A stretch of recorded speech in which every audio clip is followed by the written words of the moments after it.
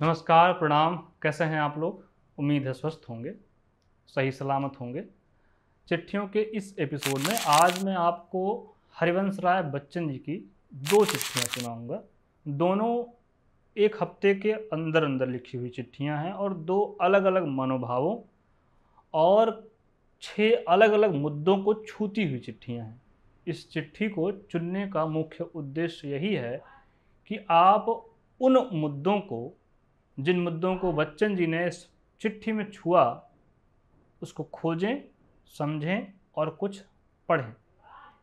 यह पत्र उन्होंने गोपी कृष्ण गोपेश जी के नाम इलाहाबाद के पते पर 12 दिसंबर को भेजा था। आइए सुनते हैं। प्रिय गोपेश, 12 तारीख का पत्र तुम्हारे पिछले पत्र का उत्तर दे दिया था, शायद तुम्हें नहीं मिला। इलाहाबाद के डाकिये प्रायः पत्र पार कर देते हैं। गोरखपुर गया था, कवि सम्मेलन के बाद 1 सप्ताह रहा, काष्ठ मौनी स्वामी जी के सानिध्य में। लौटकर कुछ अस्वस्थ अनुभव कर रहा हूँ। तो लोग अब मेरी बड़ाई करने लगे हैं, शायद समझ गए हैं कि बुराई से अब मेरा कुछ बिगड़ने वाला नहीं है, और मैं भी समझ गया हूँ कि बड़ाई से अब मेरा कुछ बनने वाला नहीं है। जन्मदिन की बधाई के लिए आपका आभारी हूँ, देर से भेजने के लिए और ज़्यादा। ध्वनि जा चुकी थी, जैसे प्रतिध्वनि सी आ गई। अभी 60वें में ज़्यादा दूर नहीं गया हूँ। सुनकर तुम्हारी पीठ ठोकना चाहता हूँ कि बीते बंजारे के दूसरे तीसरे संस्करण इतनी जल्दी आ रहे हैं।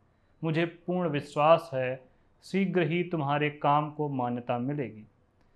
मैं चाहता हूँ कि तुम कोई मौलिक काम भी करो। रूस की डायरी लिख डालो बच्चा। फिराक की यह गज़ल उर्दू परंपरा से आबद्ध विनोदात्मक है। फिराक उससे बहुत भारी चीज़ दे चुके हैं।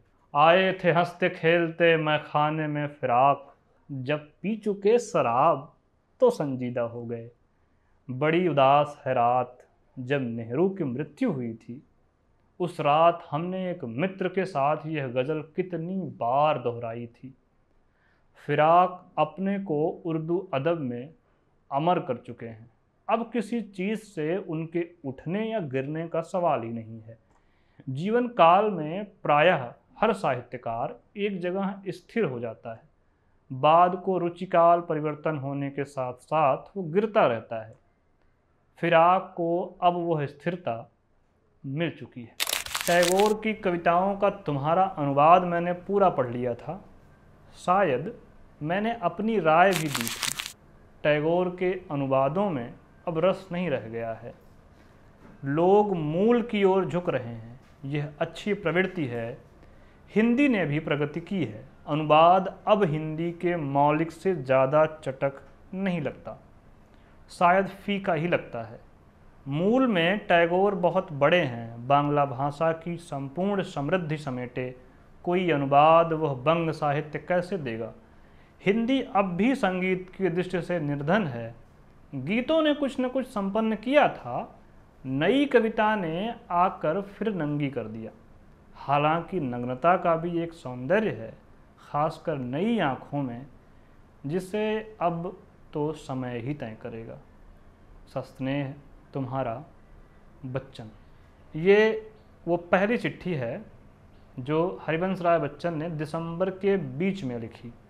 अब जो दूसरी चिट्ठी हम आपको सुनाने जा रहे हैं, ये भी बच्चन जी ने ही लिखी, श्री कृष्ण गोपेश के नाम ही लिखी, लेकिन ये दिसंबर के आखिर की चिट्ठी है, यानी 30 दिसंबर की। प्रिय गोपेश, तुम्हारा पत्र मिला।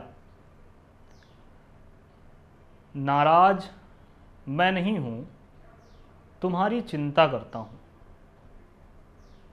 उपाधि दान पर तुम्हारे विचार देखे। नौकरशाही एक ख़ास तरीके से उपाधि दान करती है। खेद है कि चुनाव नौकरशाही करती है, जिसे कुछ पता नहीं कि साहित्य, संस्कृति, कला आदि के क्षेत्र में कौन क्या कर रहा है। आजकल नौकरशाही की नीति यह है कि हिंदी वालों को नीचा महत्वहीन दिखाया जाए। ये दो तरह से अनाधिकारियों को सम्मानित करके और अधिकारियों की उपेक्षा करके बाहर के लोग देखें कि वो हिंदी में उच्च सम्मान के योग्य हैं। वे किस दान के योग्य हैं, इतने साधारण उतने छोटे। भारत सरकार की नौकरशाही यह फुट नीति चला रही है और उसे कोई रोकने वाला नहीं है।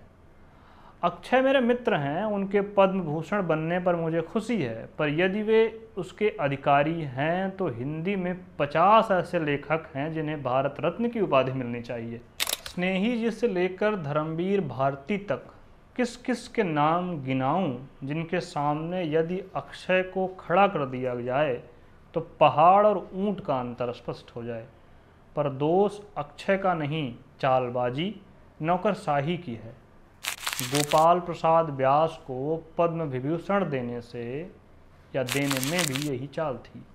जो वास्तव में भोगा है वे हीन भावना में भीतर भीतर घुटे, पर मुझे विश्वास है हिंदी का मनोबल ऐसी हरकतों से नहीं टूटेगा।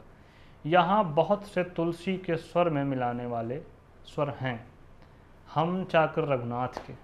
हिंदी किस मेटल की बनी है उसे अभी भारत सरकार की नौकरशाही नहीं जानती, संभवतः आगामी वर्षों में जान पाए।